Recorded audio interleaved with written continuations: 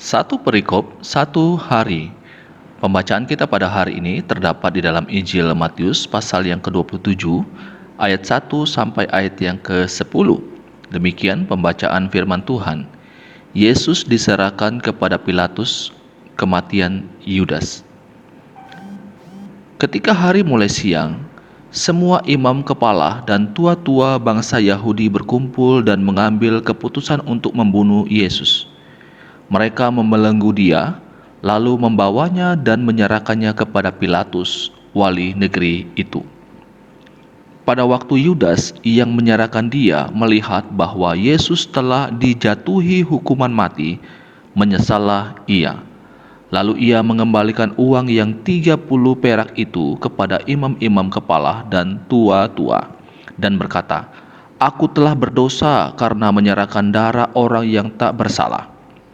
Tetapi jawab mereka, "Apa urusan kami dengan itu? Itu urusanmu sendiri." Maka ia pun melemparkan uang perak itu ke dalam bait suci, lalu pergi dari situ dan menggantung diri. Imam-imam kepala mengambil uang perak itu dan berkata, "Tidak diperbolehkan memasukkan uang ini ke dalam peti persembahan, sebab ini uang darah." Sesudah berunding, mereka membeli dengan uang itu tanah yang disebut tanah tukang periuk untuk dijadikan tempat pekuburan orang asing. Itulah sebabnya tanah itu sampai pada hari ini disebut tanah darah. Dengan demikian genaplah firman yang disampaikan oleh Nabi Yeremia. Mereka menerima 30 uang perak, yaitu harga yang ditetapkan untuk seorang menurut penilaian yang berlaku di antara orang Israel.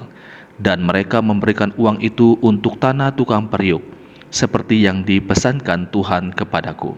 Saudaraku yang dikasihi oleh Tuhan Yesus Kristus, di dalam pembacaan kita pada saat ini kita mendapati bahwa Yudas itu akhirnya menyesal. Dia menyesal karena ia telah menjual gurunya dengan 30 keping perak. Apalagi ketika ia tahu bahwa keputusan yang diambil adalah hukuman mati kepada Yesus. Maka Alkitab katakan, menyesallah ia. Dan ketika ia menyesal, dia kembali kepada imam-imam kepala dan menyerahkan uang perak itu kepada mereka.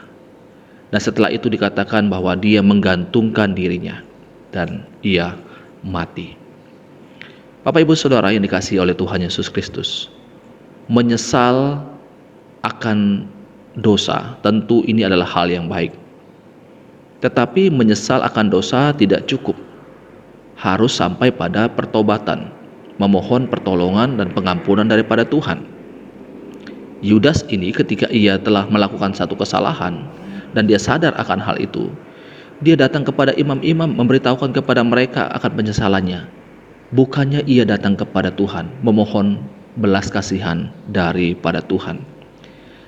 Dan tindakan yang lebih parah lagi, lebih fatal lagi yang ia lakukan adalah dengan ia bunuh diri. Jadi saudaraku yang dikasihi oleh Tuhan Yesus Kristus, orang yang menyesal itu belum tentu dia betul-betul sadar dan kemudian melakukan hal yang baik setelah itu. Karena kita lihat salah satu fakta Alkitab mengatakan di dalam kisah ini, Yudas ketika ia menyesal akan kesalahannya, justru ia melakukan hal yang negatif, hal yang salah, hal yang berdosa. Bukannya ia bertobat. Jadi saudaraku yang dikasihi oleh Tuhan Yesus Kristus, ketika kita sudah melakukan satu kesalahan, ketika kita sudah melakukan dosa di hadapan Tuhan, diawali dengan menyesal akan kesalahan kita, akan dosa kita.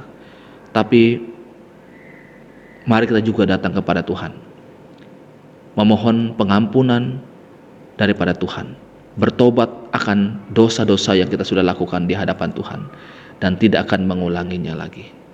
Biarlah kita belajar dari kisah penyesalan Yudas ini.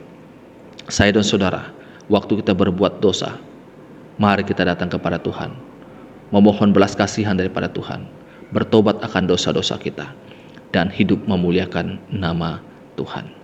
Ini pembacaan firman Tuhan, renungan untuk kita pada saat ini. Amin.